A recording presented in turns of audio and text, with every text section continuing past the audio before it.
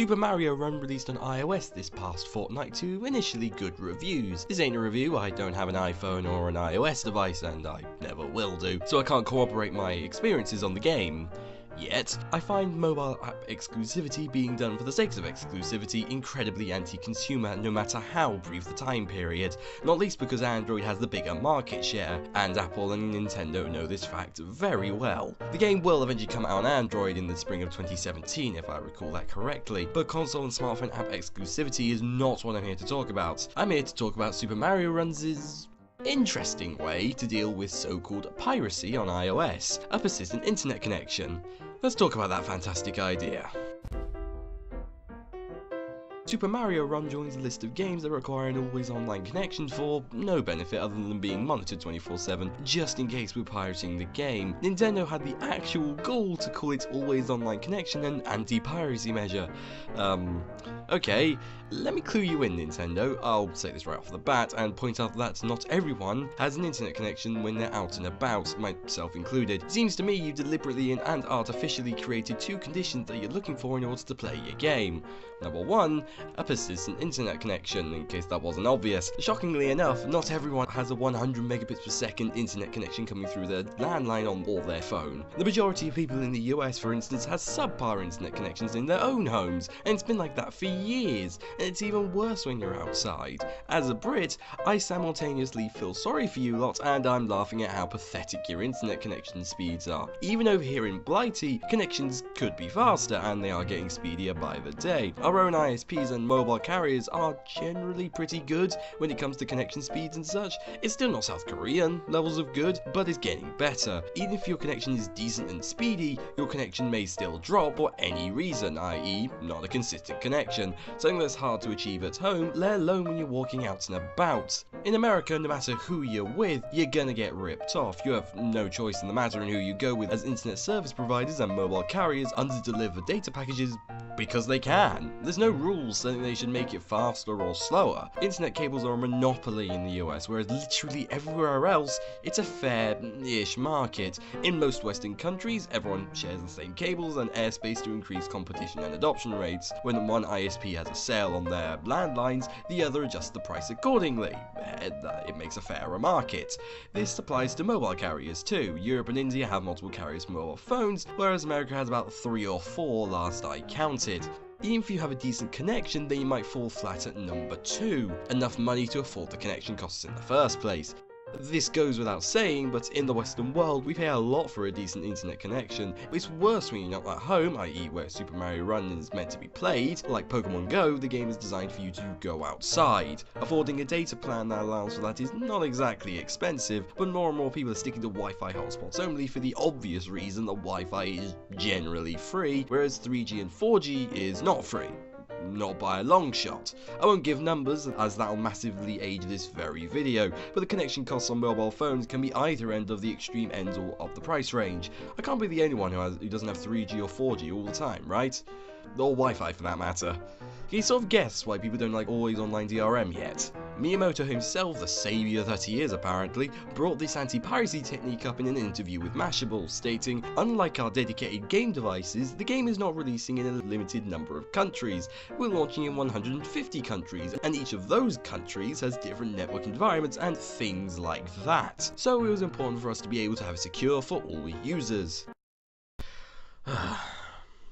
Okay, first off, you normally release games by region, not normally by country, hence why you have region lock on your dedicated game devices, Nintendo. In the past, you've released games in the following way: Europe and Australasia, North America, Japan, China, Korea, and, well, that's about it really. The last 3 aren't regions in of themselves, but you treat them like that when you release games, hence why you have a region lock. Secondly, you've just openly admitted that there are different network environments to begin with, which makes your second point completely redundant. An internet connection in India is not going to be the same in the United Kingdom.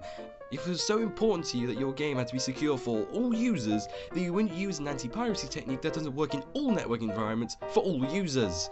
Face fact, Nintendo, you want us to check into your servers because we all need monitoring. If that's the case, then there's something I ask in return. What have you got for us? Leaderboards is not a viable excuse for wanting a consistent internet connection, especially on mobile devices. Do you know why?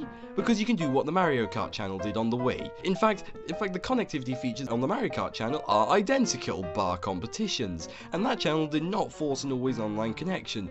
Also, Google Play leaderboards exist, which doesn't require a consistent connection, it just requires you to be online once to check your score. But Apple doesn't have that or a similar feature, so Nintendo always online DRM it is then. Also, your dedicated game devices were never always online for pretty obvious reasons. It'd be stupid of Mario Kart 7 to be always online, which by the way has similar features, you know, time trials and leaderboards and such. It'd be ridiculous of Smash Bros 3DS to need to be always online. You're not always online, even less so when you're out and about.